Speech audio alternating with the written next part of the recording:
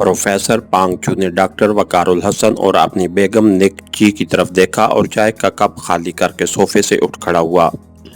माफ कीजिएगा, मेरी नाक में सोजिश है, इसलिए मुझे बार बार वॉशरूम में जाना पड़ता है। मैं जरा वॉशरूम में नाक साफ कर आऊं। प्रोफेसर ने डॉक्टर वकारुल हसन से माजरत करते हुए कहा और फिर दरवाजे की तरफ बढ़ गया। वो बाहर आया तो एक मुलाजिम बरामदे की मुखालिफ सिमत की राहदारी में जाता दिखाई दिया। उस जानिब राहदारी का दरवाज़ा इमारत के अकब में खुलता था। अगरचे चाय लाने वाले मुलाजिम की तरह उस आदमी के सर पर भी टोपी थी और लिबास भी वैसा ही था, लेकिन कद्दो कामत मुख्तलिफ था। उसके देखते ही देखते वो मुलाजिम राहदारी के दरवाजे से निकल गया। प्रोफेसर पांगचू तेजी से आगे बढ़ा और बाईं जानिब वाक़िफ़ वॉशरूम में घुस गया। 2 मिनट बाद वो बाहर आया और वापस ड्राइंग रूम की तरफ बढ़ गया। दरवाजे के पास पहुंचकर उसने दीवार पर नजर डाली और फिर दरवाजे का जायजा लिया तो उसे चौखट पर एक गोल बटन से चिपका दिखाई दिया। उसकी जिसामत कोट के बटन जितनी थी और उसमें से निकला हुआ एक बारीक तार दिखाई दे रहा था जो निसफ इंच से कदरे कम लंबा था। प्रोफेसर ने समझने वाले अंदाज में सर हिलाया और इस बटन को चौखट से उतारकर फर्श पर डाला और फिर उस पर जूते की एड़ी रखकर उसे कुचल दिया। फिर ड्राइंग रूम में दाखिल हो गया। डॉक्टर वकारुल हसन ने मुस्कुराते हुए उसकी तरफ देखा और प्रोफेसर भी मुस्कुराता हुआ सोफे पर बैठ गया। नाक साफ कर आए प्रोफेसर? डॉक्टर वकारुल हसन ने पूछा। जी हाँ, अब आपकी बारी है। आपके यहाँ कितने मुलाजिम हैं? प्रोफेसर पांगचू ने सर हिलाते हुए कहा। 2। एक तो वो ही है जो चाय लाया था, दूसरा आपने क्वार्टर में होगा, डॉक्टर वकारुल हसन ने चौंकते हुए कहा। उसके क्वार्टर में किसी को भेजकर पता कराएं कि वो बेहोश है या मर चुका है, प्रोफेसर ने कहा। ओह, क्या मतलब? डॉक्टर वकारुल हसन ने उछलते हुए कहा।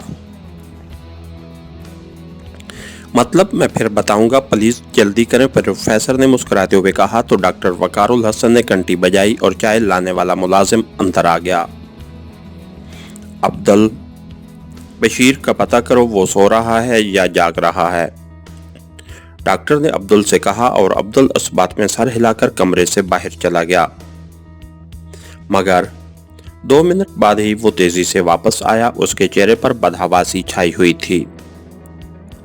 साहब, बशीर क्वार्टर में फर्श पर बेहोश पड़ा है और उसके जिस्म पर लिबास भी नहीं है, अब्दुल ने कहा। तो डॉक्टर वकारुल हसन ने हैरत से प्रोफेसर पांगचू की तरफ देखा और पांगचू बेढंगेपन से हंसने लगा। प्रोफेसर, आपको कैसे पता चला कि बशीर बेहोश पड़ा है? डॉक्टर ने अब्दुल को जाने का इशारा किया और फिर प्रोफेसर पांगचू से पूछा। इल्मे नजूम और सितारों की गर्दिश से, क्योंकि मैं माहिर घटाए अजीलियात भी हूँ, प्रोफेसर ने मुस्कुराते हुए कहा और फिर वो उठा और दरवाजे से बाहर फर्श पर पड़ा वो बटन उठा लाया जो बुरी तरह से कुचला हुआ था। ये क्या है प्रोफेसर? डॉक्टर वकारुल हसन ने चौंक कर पूछा। अब आप मुझे मेरे असल नाम से मुखातिब कर सकते हैं जनाब, क्योंकि जिस खतरे की वजह से सर सुल्तान ने आपको मेरे बारे में बताने के बावजूद अनजान बने रहने की हदायत की थी वो टल गया है, प्रोफेसर ने मुस्कुराते हुए कहा। जो इमरान था, उसने पहली बार वॉशरूम में जाकर मोबाइल फ़ोन के ज़रिए सर सुल्तान से रब्ता किया था और उन्हें डॉक्टर वकारुल हसन के बारे में ब्रीफ किया था। ओह, मगर इमरान, ये बटन कैसा है? डॉक्टर वकारुल हसन ने हैरत से बटन उठाते हुए कहा। फिक्र मत करें, ये आपके कोट का बटन नहीं बल्कि ये छोटा सा जदीद वॉइस कैचर है जो 20 मुरब्बा फुट के रकबा में होने वाली आवाज़ रिसीव करके 100 गज के फासले तक ट्रांसमिट कर सकता है, प्रोफेसर पांगचू ने कहा, जो दरअसल इमरान ही था। इमरान की बात सुनकर डॉक्टर वकारुल हसन के अलावा जोलिया को भी हैरत का झटका लगा जो निक जी के रूप में थी। मुझे चाय पीते हुए दरवाजे के बाहर फर्श पर हल्का सा साया नजर आया था। اس لیے میں واشروم کے بہانے باہر گیا تھا اور میں نے ایک آدمی کو ملازم کے حلیے میں اکبیلان کی طرف جاتے دیکھا تھا۔ اس کے سر پر عبدل کی ٹوپی کی طرح کی ٹوپی تھی اور لباس بھی میلا سا تھا، لیکن قد کاٹ سے وہ عبدل سے مختلف تھا۔ پھر میں نے دروازے کا پاس کا جائزہ لیا تو یہ ننھا سا آلہ چوکھٹ پر چپکا نظر آیا۔ میں نے اسے اتار کر جوتے سے کچل دیا۔ جب آپ نے بتایا کہ بشیر سو رہا ہے تو مجھے یقین ہو گیا کسی نے اسے اس کے لباس سے معروم کرنے کے لیے اسے بے ہوش یا ہلاک کر دیا ہوگا۔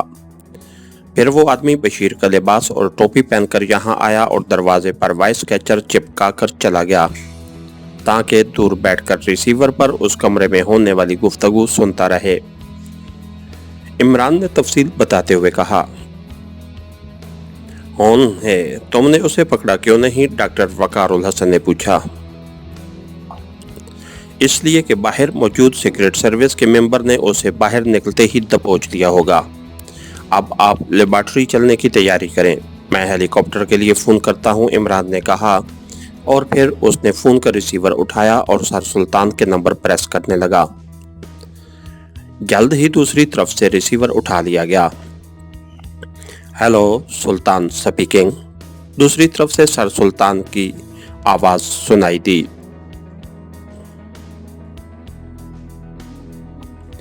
عمران بول رہا ہوں جناب، مجھے فوری طور پر ایک ہیلی کاپٹر کی ضرورت ہے، مگر اصلی چاہیے، کھلونا نہیں، عمران نے کہا۔